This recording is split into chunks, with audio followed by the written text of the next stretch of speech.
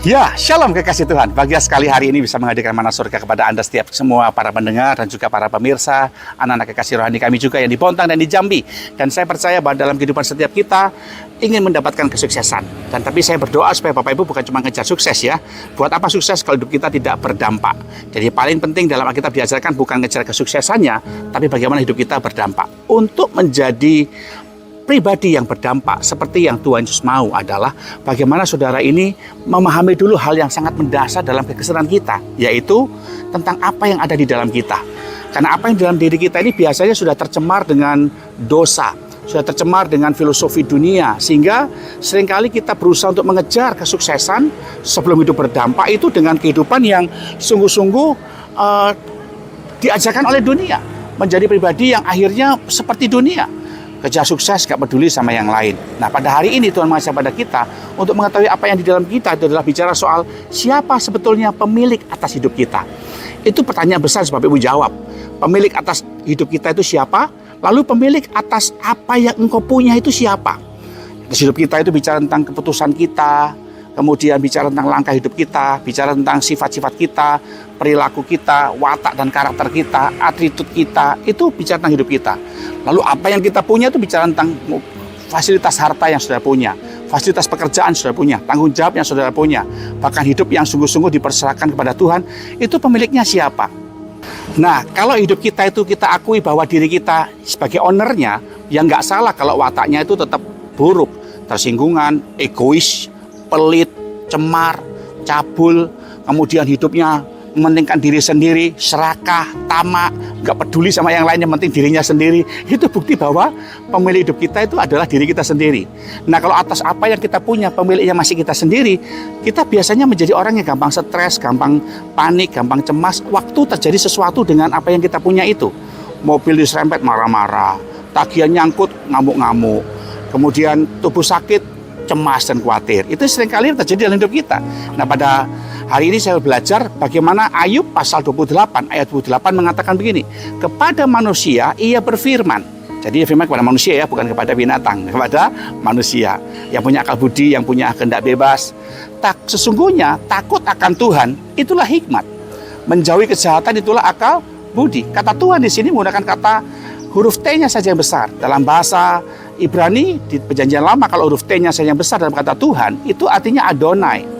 Jadi takut akan Adonai, itulah hikmat. Adonai itu artinya sang pemilik, penguasa, owner. Jadi takut akan Tuhan sebagai sang pemilik, itulah hikmat. Nah, Tuhan mengajarkan kepada kita lewat hambanya Nabi Ayub.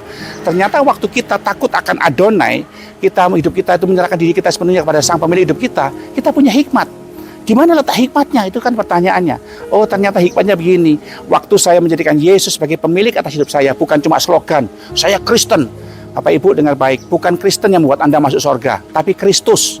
Buat apa kita labelnya Kristen, tapi kalau diri kita nggak punya Kristus sebagai pemilik, nggak bakal masuk surga juga, Bapak Ibu.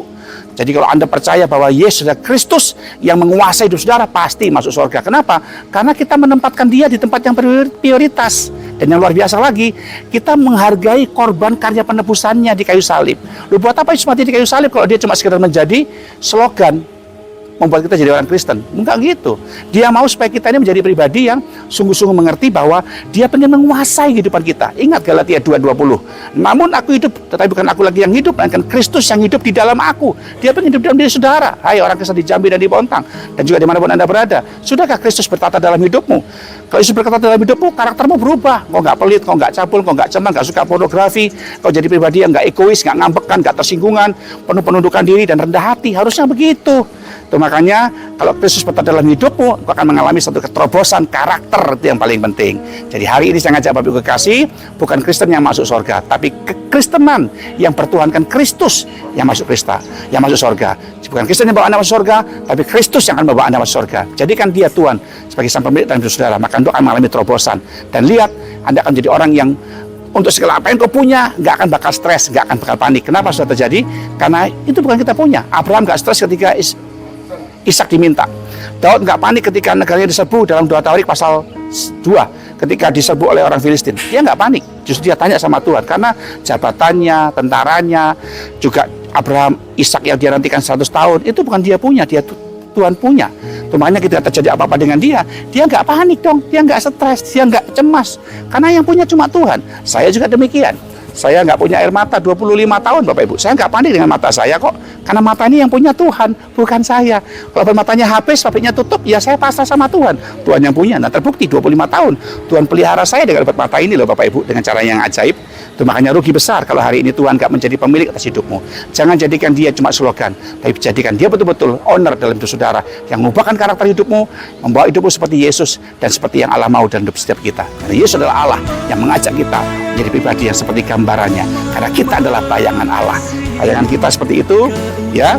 Dia ikut bayangan. Ya, saya begini, bayangan saya ikut. Ya, saya begini, bayangannya ikut. Demikian juga dengan Tuhan. Kita ini bayangan Allah di bumi.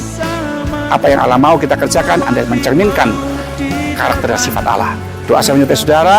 Tetap percaya, tetap semangat bahwa Tuhan ada bersama dengan kita, membawa kita berarti yang berkemenangan. Tuhan memberkati. Shalom, haleluya. Sampai akhir hidupku.